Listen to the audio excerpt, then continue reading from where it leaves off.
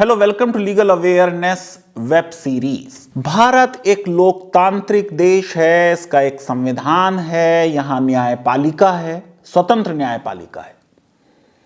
भारत के नागरिक अपने अधिकारों की लड़ाई देश के संविधान के तहत लड़ते हैं और भारत में अल्पसंख्यकों की लड़ाई बहुसंख्यक समाज लड़ता है।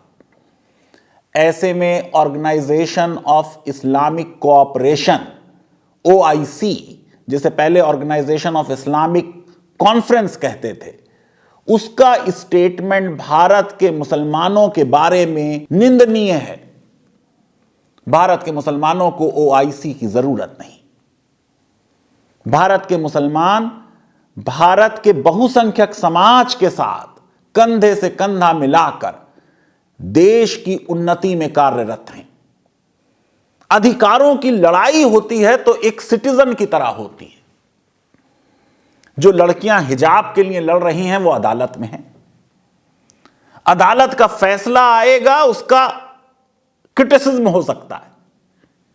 सुप्रीम कोर्ट उस फैसले को पलट सकता है।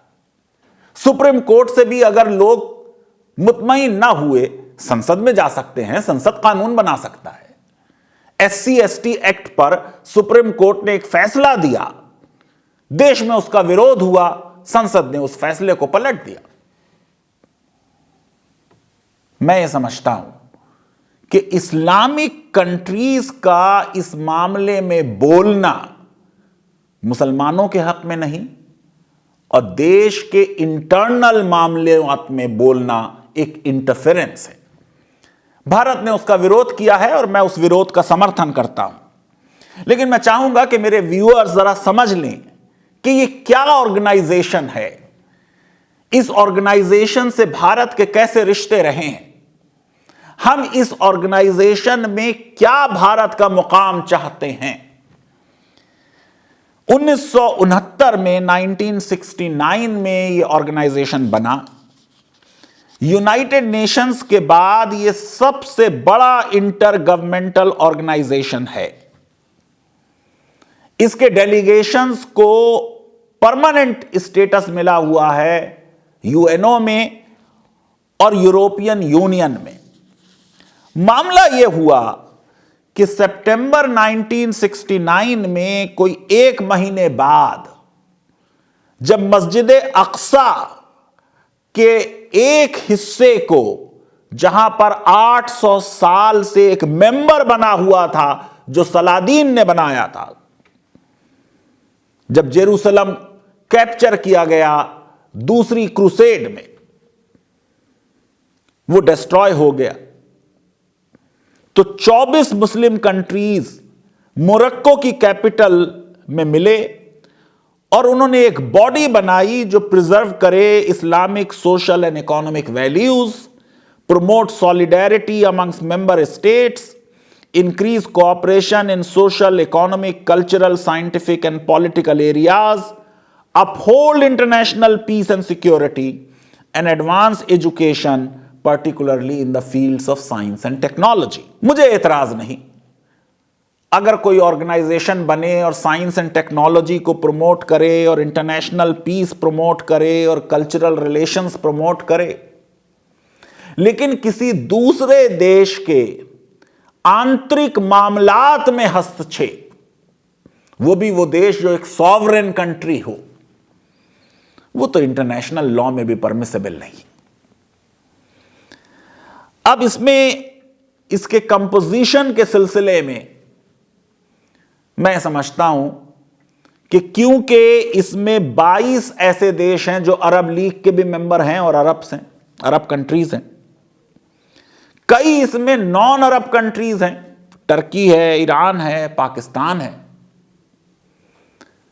जैसा बांग्लादेश ने 2018 में कहा कि भारत को भी इसमें एक स्टेटस मिलना चाहिए, ऑब्जर्वर स्टेटस।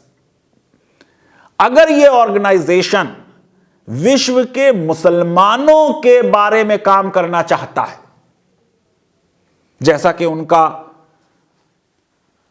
एम OIC का बता रहा है, तो इंडोनेशिया के बाद पूरे विश्व में सबसे ज्यादा मुसलमान तो भारत में हैं। भारत को पहले ओआईसी की ऑब्जर्वर स्टेटस कम से कम मिले या मेंबरशिप मिले, हम तो चाहेंगे, तब ओआईसी हमको कुछ कह सकता है, वो भी इंटरनेशनल लॉ के पैरामीटर्स के अंदर अंदर। ओआईसी से भारत के रिलेशनशिप अप एंड डाउन वाली रही, कभी अच्छी कभी बुरी। 2019 में पुलवामा अटैक के बाद हमारी एक्सटर्नल मिनिस्टर और बहुत बड़ी नेता सुषमा स्वराज जी, जो मंत्री थी मोदी सरकार में, उनको गेस्ट ऑफ ऑनर की तरह ओआईसी ने बुलाया। पाकिस्तान ने विरोध किया, लेकिन उस विरोध का कोई असर नहीं हुआ। कश्मीर के मामले में भी पाकिस्तान के बहुत कुछ कहने के बावजूद कोई बहुत क्लियर और स्ट्रॉन्ग रेजोल्यूशन वहां से पास नहीं हुआ। सऊदी अरबिया और यूएई ने भी बड़े नुआंस स्टेटमेंट दिए। मैं समझता हूं कि हमें इंगेज जरूर करना चाहिए ओआईसी से, क्योंकि इतनी बड़ी बॉडी है, इतने कंट्रीज हैं, उन कंट्रीज के साथ भारत के अच्छे रिलेशनशिप है। लेकिन आज वो बॉडी जो 57 मेंबर्स हैं जिसमें, वो अगर हमारे देश के मामलात में बोले तो उसका तो फिर भारत के विदेश मंत्रालय को विरोध करना ही पड़ेगा। भारत के जो अल्पसंख्यक हैं और नागरिक हैं, वो देश के कानून पर और देश के संविधान पर अटूट विश्वास रखते हैं। जितनी भी अधिकारों की लड़ाई होती है हमारे यहां, वो लड़ाई ऐसे नहीं होती कि ये मुसलमानों की लड़ाई है, ये ईसाइयों की लड़ाई है, ये हिंदुओं की लड़ाई है, ये सिखों की लड़ाई है, ये जैनियों की लड़ाई है। आपको मालूम है कि सुप्रीम कोर्ट ने बाल पाटिल का फैसला दिया, गलत फैसला था, जिसमें कहा कि जैन्स को माइनॉरिटी नहीं माना जाएगा। बाद में सरकार ने कहा नहीं, जैन्स को माइनॉरिटी माना जाएगा। ईसाइयों के कितने मैटर्स सुप्रीम कोर्ट में गए हैं, हमने कल ही वीडियो बनाया है। Christian Medical College Vellore, Supreme Court ने इजाजत दी कि 21-22 में 70% क्रिश्चियंस का एडमिशन करेंगे ये पीजी नीट में। जेहोवा विटनेस का मामला था, स्कूल प्रेयर में उन्होंने अपनी आंखें बंद कर रखी थी, सर झुका रखे थे, लेकिन जनगण मन नहीं गाया था। मामला सुप्रीम कोर्ट तक गया, सुप्रीम कोर्ट ने उनका स्कूल से एक्सपल्जन रिजेक्ट कर दिया।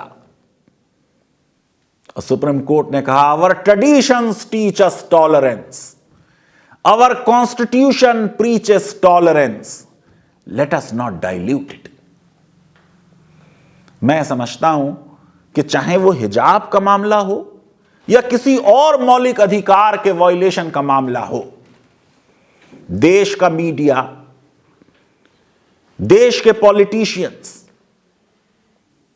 देश की जनता और हर अधिकार की लड़ाई में बहुसंख्यक समाज के लोग आगे आगे रहे हैं।